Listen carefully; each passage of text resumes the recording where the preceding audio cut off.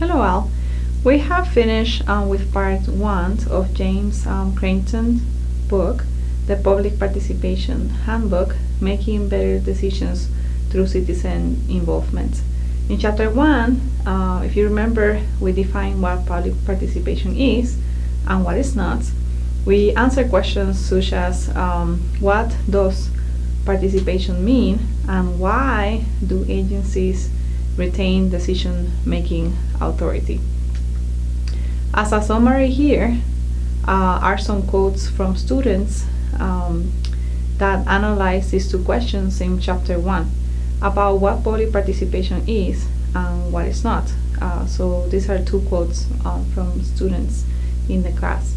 One of them said, public participation means actively engaging the public in the decisions that affect the public. And the next quote reads, public participation is not one-way communication where the organization or entity distributes information about an already decided outcome to the public, but rather a conversation back and forth with the public to best inform the decision makers about the public interest. These two responses are a really good summary of what we discussed in chapter 1. In the question of chapter 2 was, why do agencies, or the question in the same chapter, but it was question 2, is like, why do agencies retain decision-making authority? One student responds to this question in a very eloquent way.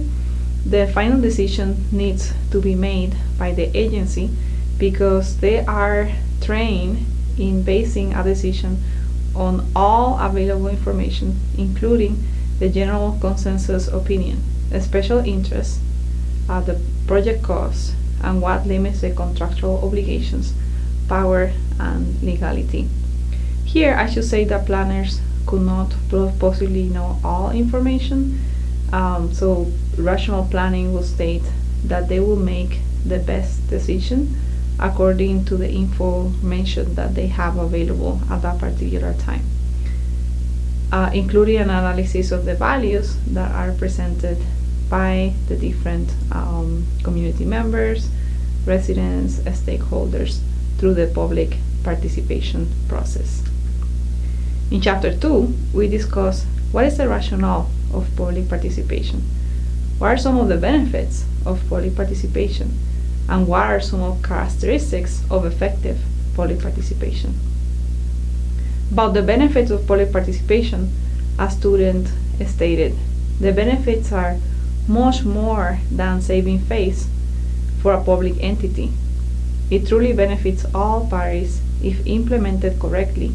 Engaging the public early is a process that can be positive for finances, consensus building, project feasibility, project efficiency, collaboration, transparency, and a positive outlook as a whole. That was a great answer.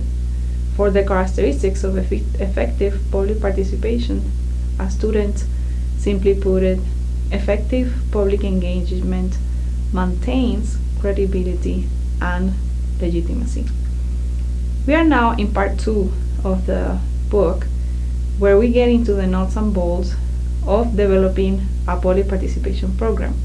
Through a series of chapters, this will take you step by step through designing the process, including identifying the planning task, identifying the stakeholders, setting objectives for public participation, selecting tools and techniques, and removing barriers to participation. Chapter 3 is about decision analysis, that is to clarify the decision that is being made, specify the planning or decision-making steps and schedule, decide whether public participation is needed or is not needed, and for what purpose. For the next 2 chapters, 4 and 5, we will be discussing process planning and implementation planning. So this chapter will feed into those 2 in the very near future.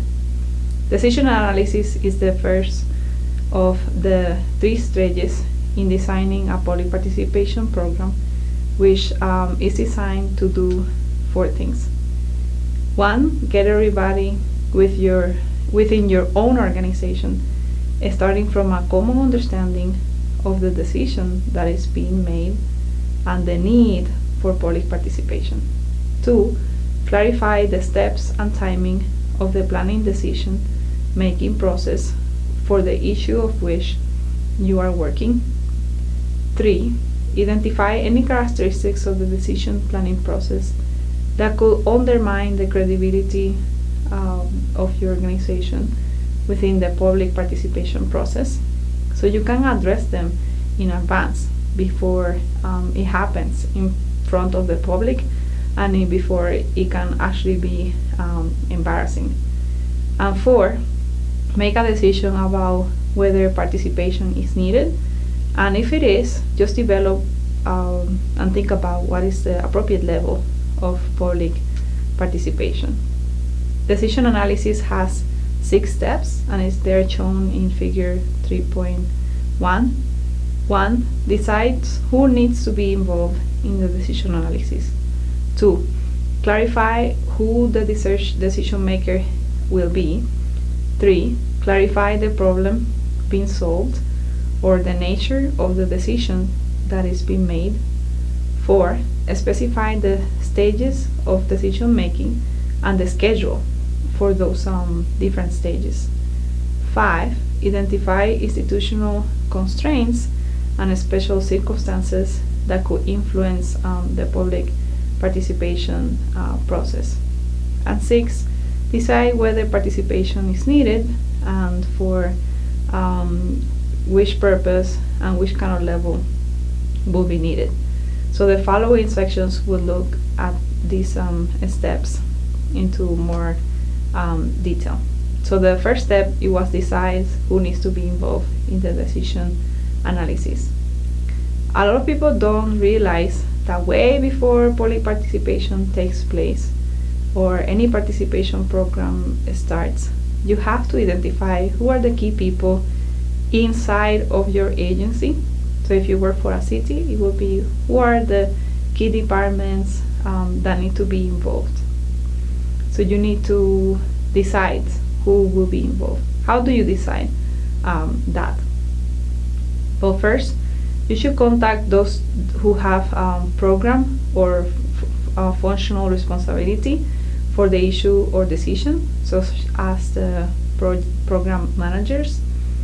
2, those who understand how this decision links to other decisions that are being made in the city.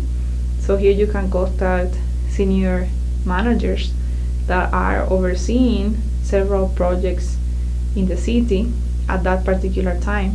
So the idea is like how your project fits with other projects.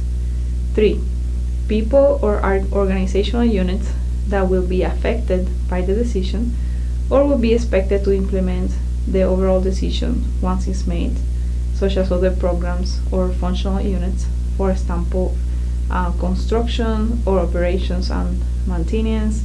Maybe it's the engineering department, the traffic department will be providing input for the planning division, so you need to be in communication with these different departments. 5, those whose participation is needed for credibility, such as those other agencies, particularly regulatory agencies and some members of citizen advisory groups or key stakeholders. So he is like a little bit looking outside of your agency, but organizations that are related with your agency directly, any advisory committees or any organizations that might be at the regional level that have an interest in your organization's project. 6, those with a special expertise who will be needed to implement the public participation program. So here we are talking about people who might help you in the mayor's office because it's their job to do public outreach. It may be people who are in charge of the branding of the city, or they help with like writing. Some people in your organization that has media relationships, and so on.